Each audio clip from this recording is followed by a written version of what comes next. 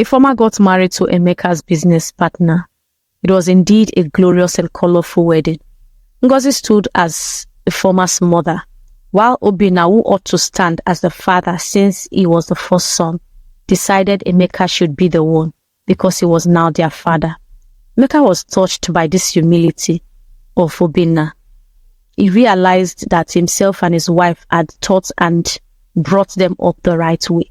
He felt so proud of himself as the father. So Emeka and his wife stood as the parents of the bride.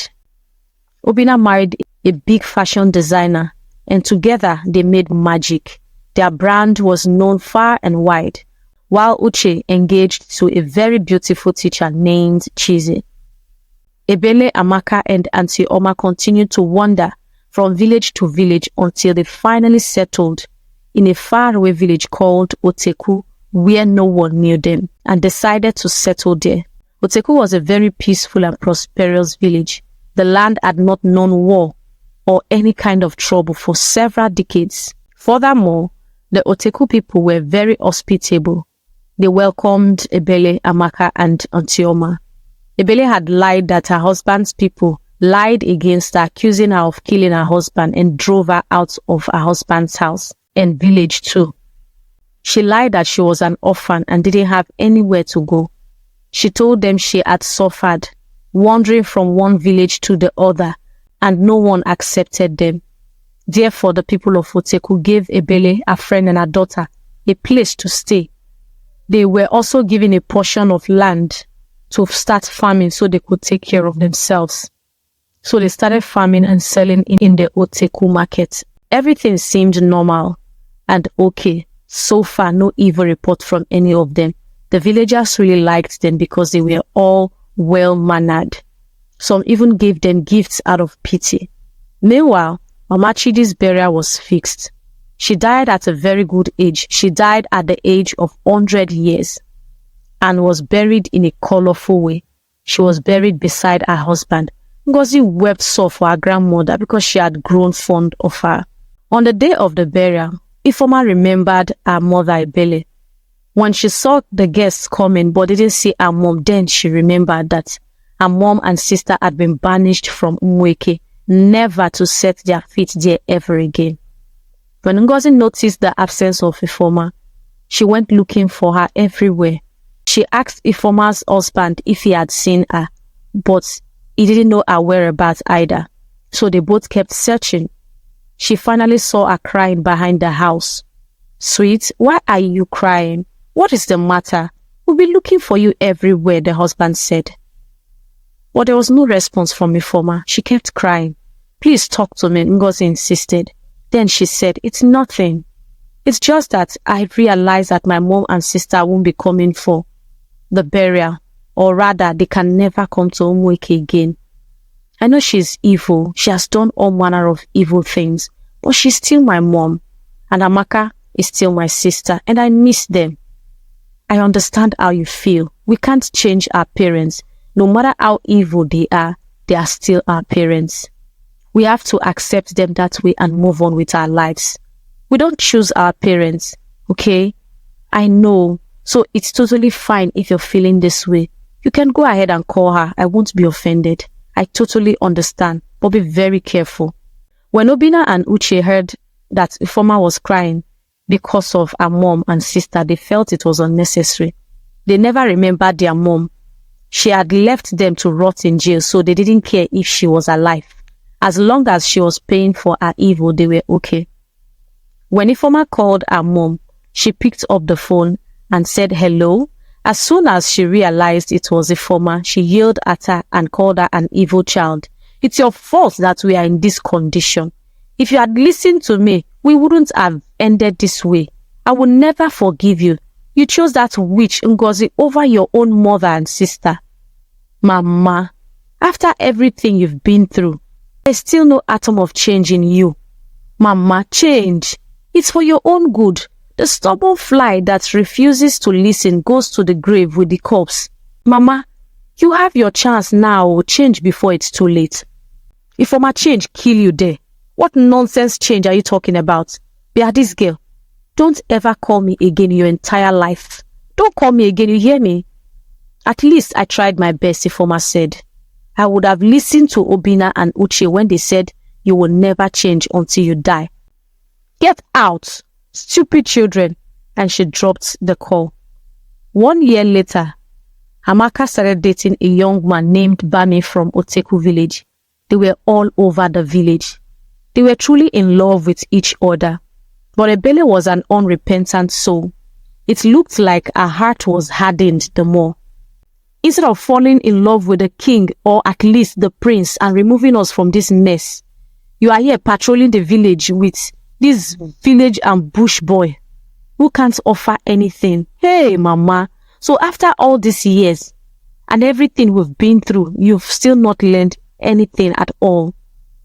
I would have listened to Ifoma when she told me about your evil behavior. My life has been ruined because of you. Mama, I'm afraid that you can still talk this way. Do you want to go to your grave with this attitude? Shut up your mouth before I shut it for you, Ebele said. What do you know? Stay here. You don't want to better your life. I'll figure out a way and go to the top myself while you remain very low with your poor boyfriend. Auntie Oma said, Ebele, Amaka is right. We've been through a lot and you've not still learned your lessons.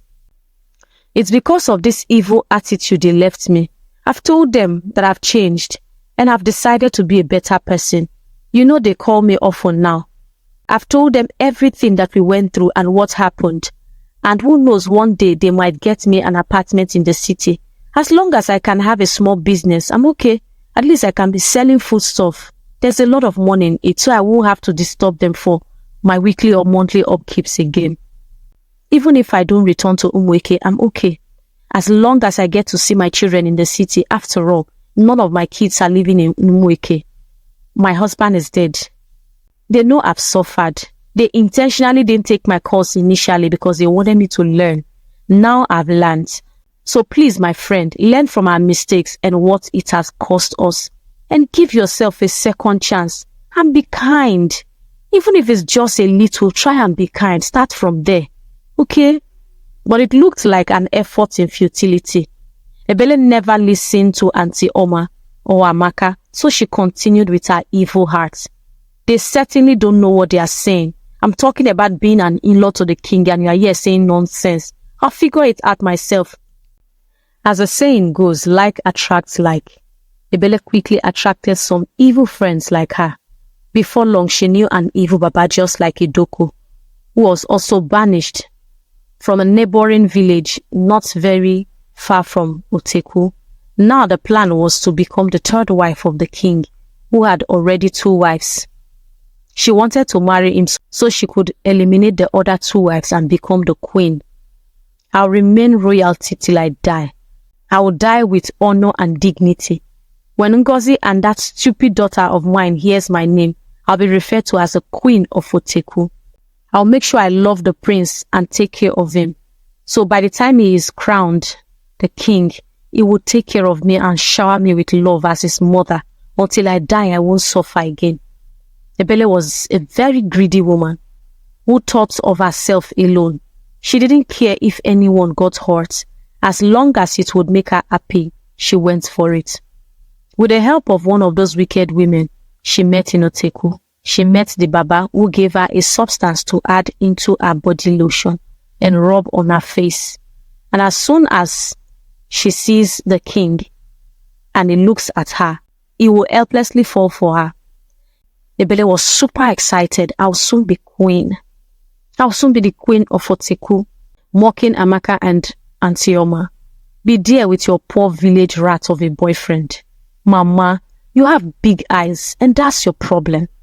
You always want what you can't get, and even if it means killing an innocent person to satisfy your lust, you will do it. You're so much intoxicated with power and wealth. I just regret listening to you all these years. This second chance that I've gotten, I won't let you destroy it for me. Bami and I love each other.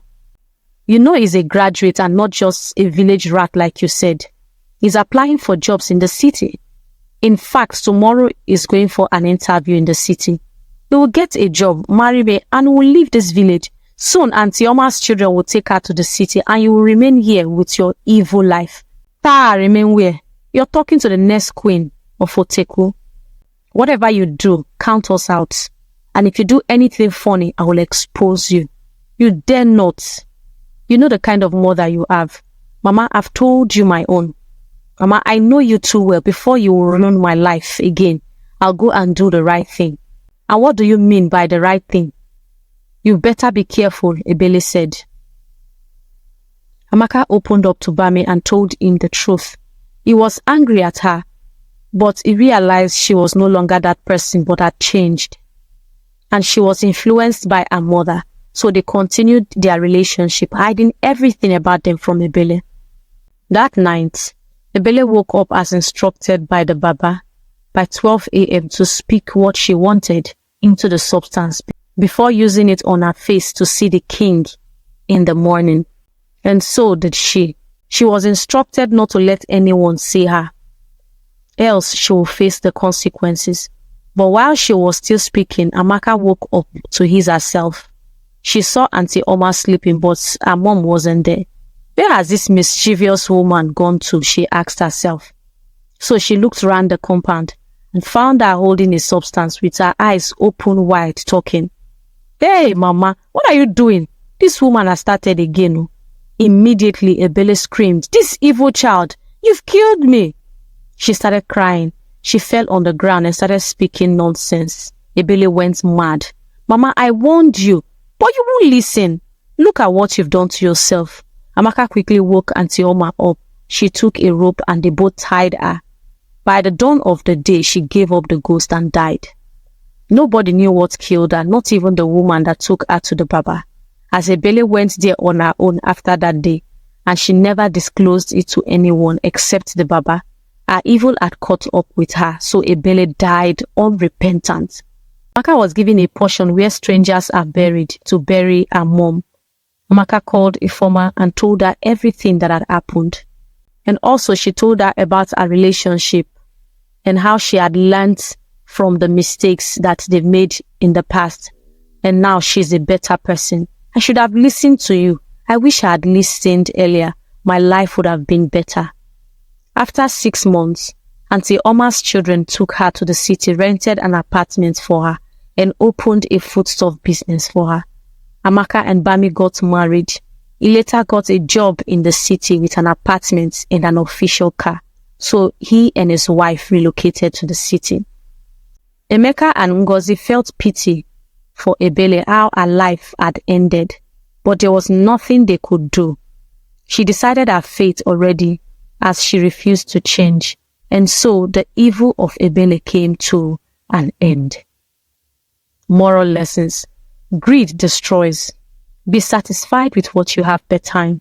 The desire for a little more and yet a little more of what you don't have and can't afford at the moment is lust, which grows into envy because you want what someone has and you can't afford it. At that moment, you become frustrated. In worst cases like that of Ebele, you can kill just to satisfy that lust. Be content with what you have.